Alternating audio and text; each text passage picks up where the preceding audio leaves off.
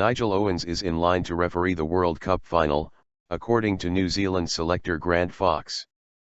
Former All Blacks fly half Fox told New Zealand radio station Newstalk ZB that the 44-year-old Welshman would be in charge at Twickenham on October 31. New Zealand beat South Africa 20-18 on Saturday to book their place and will face either Australia or Argentina. "We knew that he had that job should we get the opportunity to play in that game, the final," Fox said.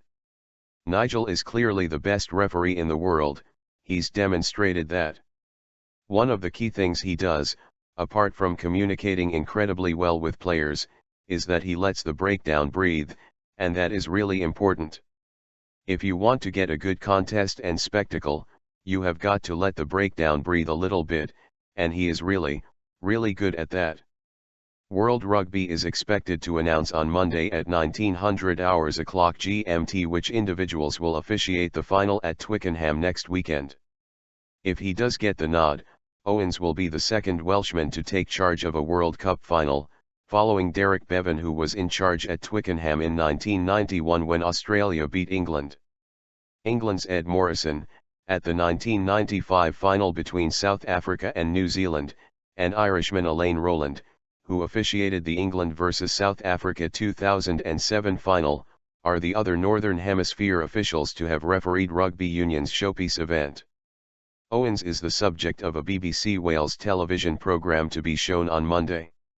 In it, the Welshman says the speed of the game and instant replays in stadiums add to the scrutiny on officials. "The game has gone quicker, so your decision-making has to be even better and quicker," Owens said. The 44-year-old is the senior referee at the Rugby World Cup and is among the favourites to take charge of the final. "The pressure on you as a referee is massive," added Owens. "You have less time to make your decision in that split second. And in every stadium now there is a big screen, every decision you make is highlighted now. There are more cameras at the games now, there are more players viewing the game and watching it at home. When you look at that screen and then you make the wrong decision, there is no excuses, people will not forgive you." The program was recorded before the World Cup, but provides an insight into the controversy surrounding fellow referee Craig Joubert during the tournament. The South African awarded Australia the penalty which clinched a 35-34 victory over Scotland in the quarter-final. Replays suggested Joubert made a mistake and World Rugby, the sport's governing body, said the referee's decision was incorrect. "A delicate balance. Owens believes the best referees are the ones who can strike a balance between applying the laws of the game and allowing matches to flow.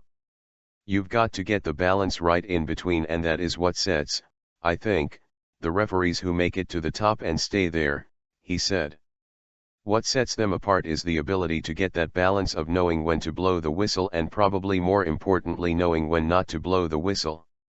Anybody can go out on the field and blow a whistle, referee the laws of the game and blow a whistle, but I'm afraid if you're going to do that you're not going to have a game.